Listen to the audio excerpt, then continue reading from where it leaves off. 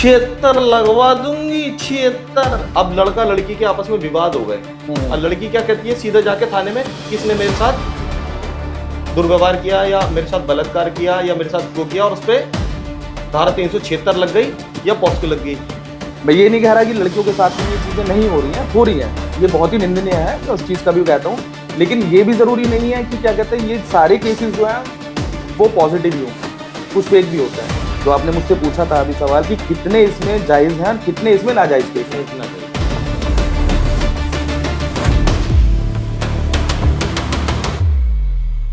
नमस्कार दोस्तों, ASMT talks में आपका बहुत बहुत स्वागत है। दोस्तों, आज हम एक बार फिर से आपके सामने आ गए, कुछ नए मुद्दों को लेके, कुछ नई बातों को लेके। और आज एक बार फिर से हमारे जो गेस्ट हैं वो मिस्टर अनुराग जी हैं। बहुत बहुत स्वागत है।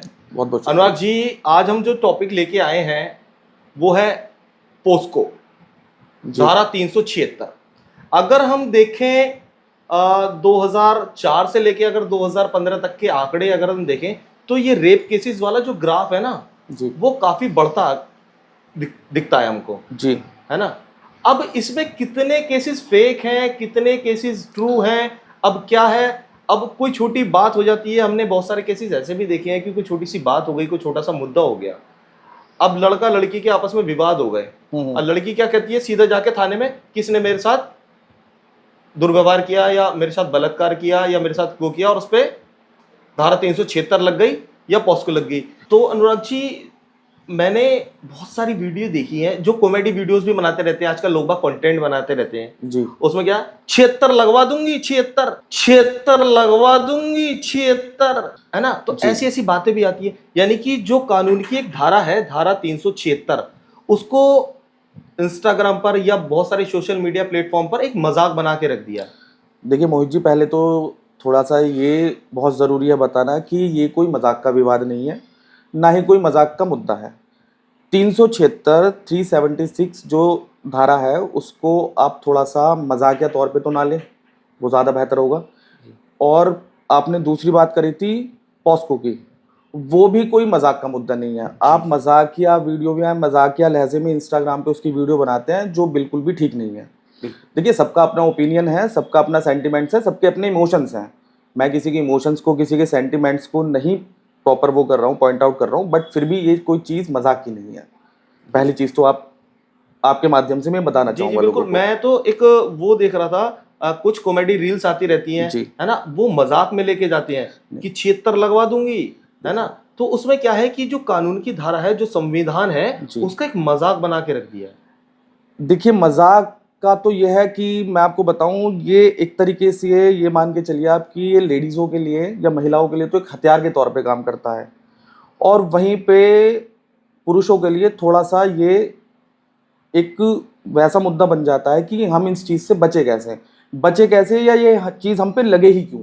होता क्या है, मैं आपको बताता हूँ। जैसे आपने एक मुद्दा उठाया था जी, कि लड़की का लड़के के साथ में रिलेशनशिप है, वो काफ़ी साल से रिलेशन में है, और एक मुद्दे पे आके या एक टाइम पे आके लड़की उससे ये बोल रही है कि मैं, अगर तुमने मेरे साथ इस तरीके से नहीं करा या मेरे साथ शादी नहीं करी या मेरे को ये नहीं दिया या मेरे को पैसा नहीं दिया, जो भी चीज़ वो है कि अगर आपने इस तरीके से नहीं करी तो कंडीशन ये होगी कि मैं आप पे 376 लगवा दूंगी। बिल्कुल बिल्कुल। पहली बात तो मोहित जी ये है कि 376 इस तरीके से लगती नहीं है, उसके लिए बहुत सारी चीज़ें होती हैं।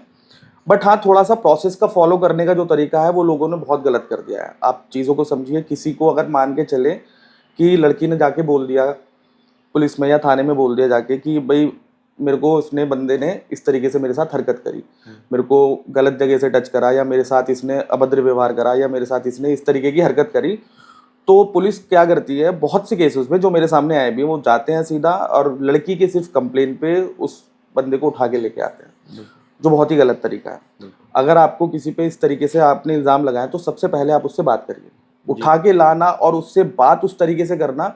देखिए, किसी पे भी कुछ भी इल्ज़ाम लगा सकते हैं, लेकिन उसकी भी एक वैल्यू है, सोसाइटी में वो रह रहा है, उसकी भी एक इज्जत है। अगर आपके मान के चलें, अगर कोई सोसाइटी में एक अच्छा इज्जतदार आदमी बैठा है, उसके घर पे अगर पुलिस चली जाती है तो आसपास के जो पड़ोस के होते हैं, पहले तो यही मुद्दा बन जाता है कि भाई पुलिस क्यों आई है, पुलिस क्यों आई है, सबसे बड़ी बात, सबसे बड़ी पुलिस क्यों आई है, पुलिस क्यों आई है। अब जितने मुंह उतनी बातें होती हैं जी। पुलिस उसको लेके जाएगी, उससे सवाल जवाब करेगी। सवाल जवाब करने के बाद में, हालांकि पुलिस के पास में अथॉरिटी नहीं होती है उसको 24 घंटे के अंदर अंदर पुलिस को कस्टडी में लेने के बाद में न्यायालय में पेश करना होता है। बट बहुत सी कंडीशन आ गया कि जैसे अगर मान के चलो कि बीच में अगर संडे आ गया तो उसको एक दिन के लिए और सफर करना पड़ता है। उस एक दिन में उसके लिए वो ऐसा हो जाता है कि बहुत गलत वाला टॉर्चर।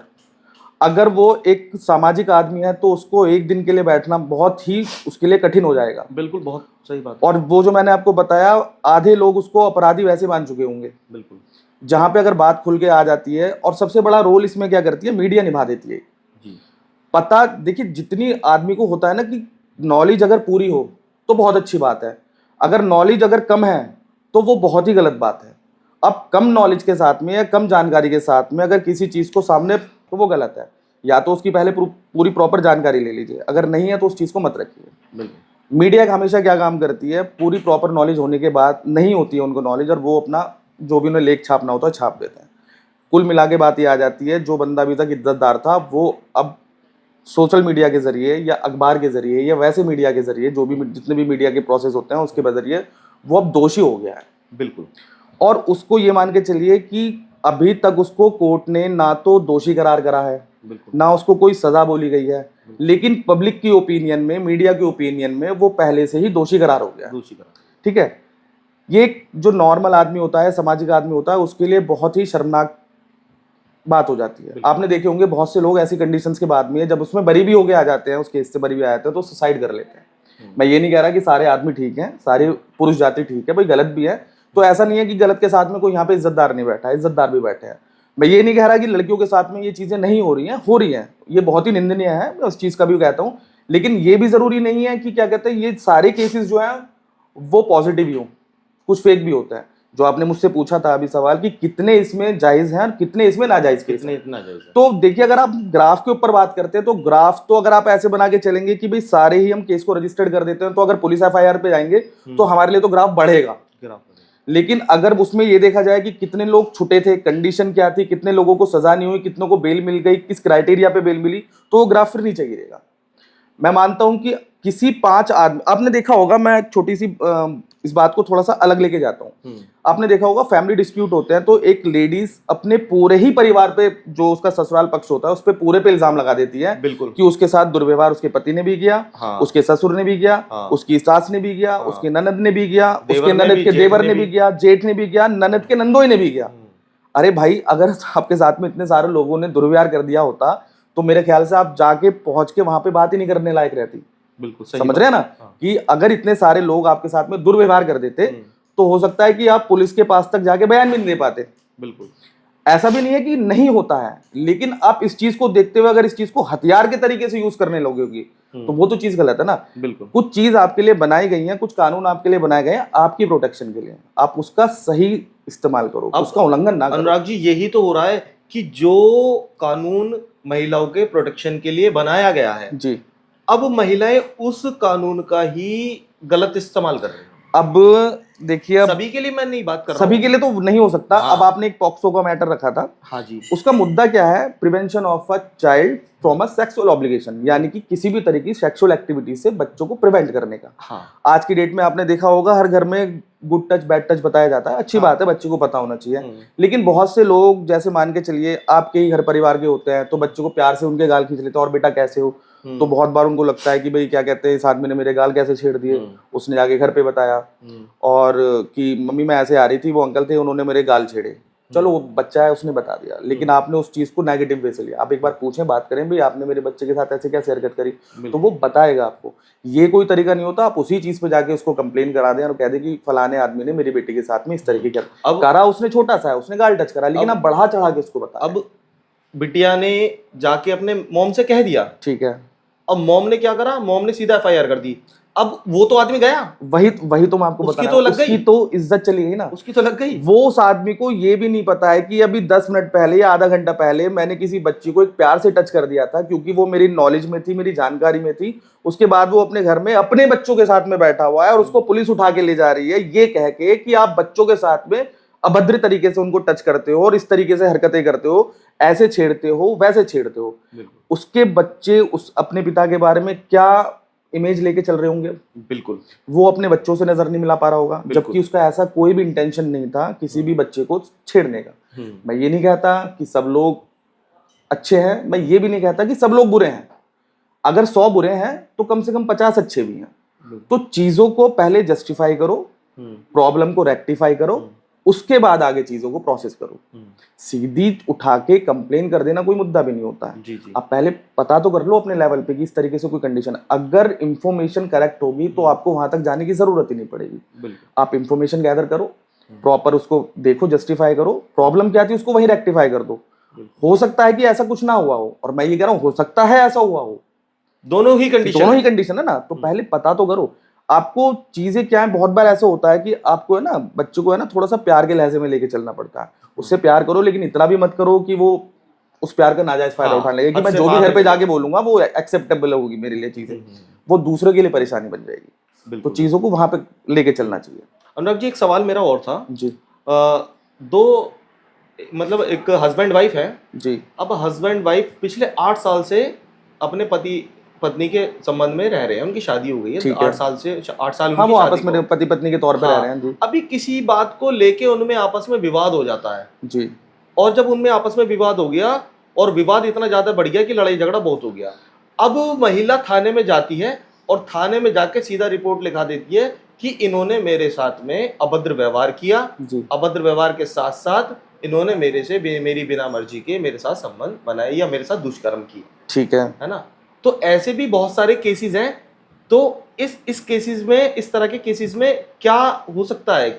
देखिए, इस तरह के केसेस में होता क्या है, जो रिलेशन में 8 साल से है, जो पति पत्नी के तौर पे रह रहे हैं, वो 8 साल से रह रहे हैं, तो मेरे ख्याल से एक लेडीज को इतना तो पता चल गया होगा कि उसका जो हस्बैंड है वो किस तरह के नेचर का है, या उसकी मानसिकता कैसी है, या वो क्या सोचता है, या अपने वो परिवार को लेके किस तरीके से चलता है। तो मेरे ख्याल से तो मुझे नहीं लगता कि उसको 8 साल बाद पता चलेगा इस चीज़ का, जो वो ये कह रही हैं कि मेरे पति ने मेरी मर्जी के खिलाफ, या मेरे पति का माइंड ऐसे हो गया।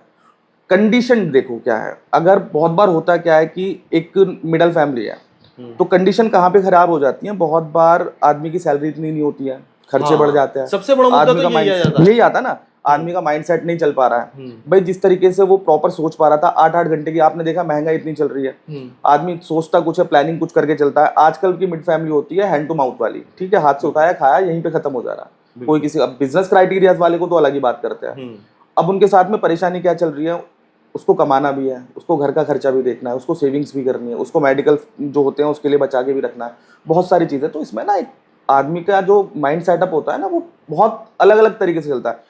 आप ऐसे मानिए कि जो बच्चे वाला जीवन होता है, कोई बच्चा होता है, वो सब चीज़ों से परे होता है, वो खेलता है कूदता है, उसके दिमाग में कोई टेंशन नहीं होती। एक बार जब आदमी पैदा हो जाता है तो धीरे धीरे उसकी टेंशन बढ़नी है, ठीक है ना।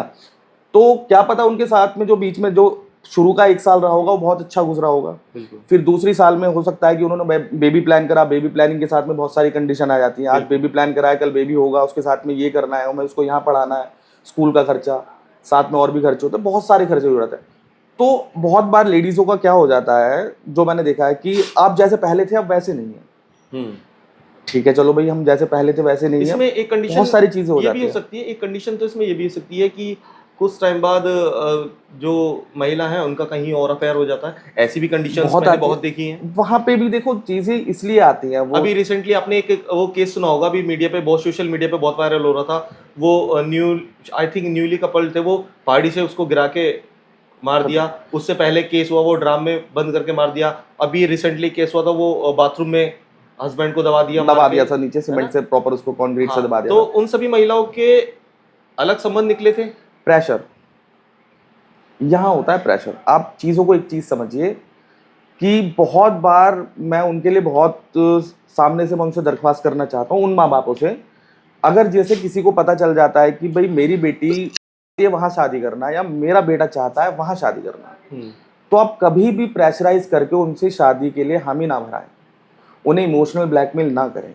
आपके इमोशनल ब्लैकमेल होने की वजह से वो शादी तो आपकी जगह पे कर लेगा, आप इस तरीके से 3 जिंदगियां खराब कर रहे हैं। अपने बेटे की कर रहे हैं या बेटी की कर रहे हैं, जिसके साथ आपने उसकी शादी कर रही है आप उसकी भी कर रहे हैं, और साथ में जिसको उसने छोड़ दिया है उसकी भी कर रहे हैं, और साथ में 2 फैमिली सफर कर रही हैं। ऐसे रिलेशन कहीं ना कहीं आके 90% केसेस में बहुत दुखदाई आ जाते हैं। बिल्कुल। 1 साल बाद, 2 साल बाद कभी ना कभी परेशानी बन जाती है। तो कोशिश करें कि कभी भी इमोशनल ब्लैकमेल करके आप समझाइए, समझाने के तरीके बहुत हो सकते हैं, लेकिन ब्लैकमेल करके आप किसी को शादी के लिए मना रहे हैं, वो चीज गलत है। हाँ वो बिल्कुल ठीक है, वो गलत है, वो नहीं करनी चाहिए। इसी वजह से जो ब्लैकमेल आप करते हैं, इसी वजह से लोग बाग जो है कोर्ट मैरिज, रजिस्टर्ड मैरिज भागते हैं। अगर आप उनकी बात समझें, अगर चीजों को लग रहा है कि वो दोनों सफर कर पाएंगे, या बात करके देख लीजिए, अगर नहीं बनती है बात तो प्रोसेस अलग तरीके से यहाँ पे। और अगर बहुत बार आपकी बात मन जाती है, आपको लगता है भाई हो पाएगी, सारी चीजें सब कुछ सही रह पाएगा, तो उनकी करा दीजिए, वो आपका कॉल है। लेकिन इमोशनल ब्लैकमेल ना करें किसी को, वो आपके लिए और आपके परिवार के लिए दुखदायी। कोई भी डिसीजन लेने से पहले, मेरा भी यही मानना है, कोई भी डिसीजन लेने से पहले, चाहे वो बिटिया हो या वो बेटा हो, एक बार उन्हीं की राय लेना बहुत जरूरी है। अभी भी ऐसा हो रहा है, बिल्कुल हो रहा है, और सिटी में तो ये बहुत अब कम हो गया है, मगर गांव देहात के क्षेत्रों में ऑनर किलिंग जो चलती है वो उसी चीज को लेके चलती है। तो वहां पर ऐसी होता है कि ना तो बिटिया से पूछा जाता है और ना ही बेटे से पूछा जाता है, बड़े जाते हैं और रिश्ता फाइनल भी कराते हैं। वो गलत है। आज का मॉडर्न जमाना हो गया, मॉडर्न जमाना है, समझना चाहिए। आपने पिछली बार अगर E20 वाली जो हमारी लास्ट वाला था, चला था हमारा, जो क्वेश्चनरीज चली थी, उसमें मैंने एक चीज बोली थी, किसी चीज का इम्पैक्ट अगर पब्लिक पे सीधा डायरेक्ट पड़ रहा है तो आपको पब्लिक ओपिनियन लेनी पड़ेगी। यहाँ पे भी वही बात आती है, किसी चीज का इम्पैक्ट अगर आपके बेटे की लाइफ पे या आपकी बेटी की लाइफ पे पड़ रहा है तो आपको उनकी ओपिनियन लेनी पड़ेगी, जरूर लेनी पड़ेगी। तो किसी भी चीज का, आपके किसी फैसले का, आपके किसी भी लॉ का, आपकी किसी भी बात का अगर इम्पैक्ट आपको लग रहा है कि उस बंदे पे डायरेक्टली पड़ेगा, तो आपको उससे बैठ के बात करनी चाहिए। बिल्कुल बिल्कुल। थैंक यू सो मच जी। दोस्तों एक बार फिर मिलेंगे, सवाल आपके, जवाब हमारा और फैसला जनता का। धन्यवाद।